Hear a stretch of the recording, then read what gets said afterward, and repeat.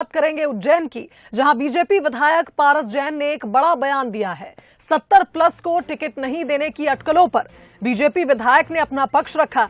उन्होंने कहा कि जो स्वस्थ हो उन्हें टिकट देना चाहिए, चाहे वो 70 साल के हो या फिर 75 साल के हो। जब जटिया को टिकट मिल सकती है तो हमें क्यों नहीं। तो बता दें कि लगातार ऐसी अटकलें चल रही हैं कि अब युवाओं को मौका दिया जाएगा पार्टी की ओर से। और जब विधायक पारस जैन से इस पर सवाल किया गया तो उन्होंने अपना पक्ष रखा। उनका कहना है कि जो स्वस्थ हो उन्हें टिकट दिया जाए, फिर चाहे उनकी उम्र 70 साल हो या फिर 75 साल हो।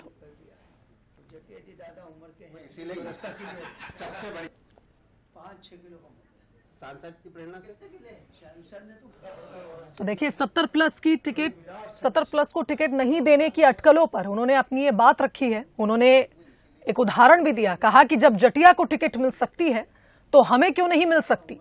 जो स्वस्थ है उन्हें टिकट देना चाहिए, फिर चाहे उनकी उम्र कितनी भी ज्यादा क्यों ना हो। क्या है, पहले इन्हें कहा था कि 75 से ऊपर वाले को नहीं देंगे, जिसके बाद क्या मालूम क्या संशोधन हुआ मुझे नहीं पता।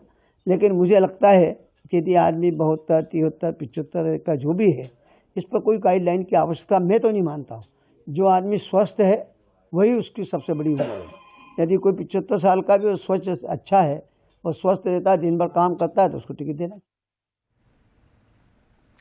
चलिए, इस खबर पर हमारे साथ executive editor Manoj Saini live जुड़ गए, उनका रुख कर लेते हैं। मनोज जी, जहां एक और ये कहा जा रहा है कि बीजेपी अब नए चेहरों को मौका दे सकती है, युवाओं को मौका दे सकती है, युवा ब्रिगेड तैयार कर सकती है, उस बीच जब बीजेपी विधायक पारस जैन से सवाल किया गया 70+ को टिकट नहीं देने पर, तो उन्होंने अपना पक्ष रखा। उनका कहना है अगर स्वस्थ है तो टिकट मिलना चाहिए, उम्र कितनी भी क्यों ना हो।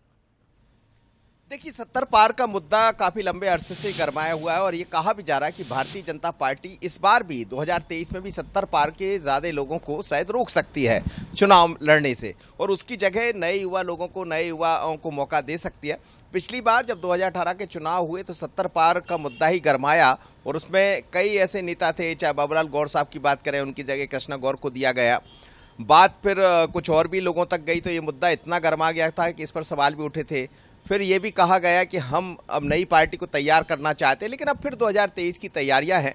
सत्यनारायण जटिया तो 75 पार के लगभग है, लेकिन उनको जो कार्य समिति है उसमें शामिल किया गया, चुनाव कार्य समिति में, तो उसको लेकर उन्होंने कहीं कहा। वो भी उज्जैन से आते, पारस जैन भी उज्जैन से आते। पारस जैन अब लगभग 70 के पार जा रहे हैं, तो फिर कहीं सवाल उठ रहे हैं क्या पारस जैन की जगह किसी और को टिकट दिया जाएगा। तो ये चिंता भी है और इस पर मंथन भी भारतीय जनता पार्टी के भीतर भी चल रहा है। लेकिन एक बार फिर 70 पार का मुद्दा गरमाया है। पारस जैन जैसे लोग ये चाहते हैं।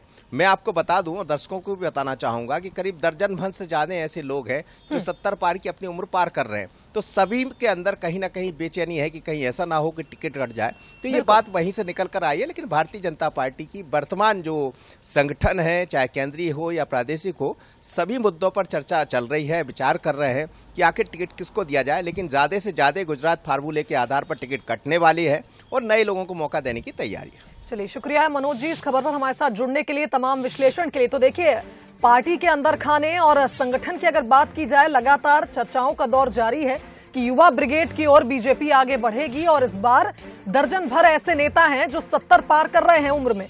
ऐसे में अब उन्हें टिकट मिलेगा या नहीं, ये तो आने वाला समय बताएगा। लेकिन इन नेताओं में घबराहट का दौर शुरू हो चुका है।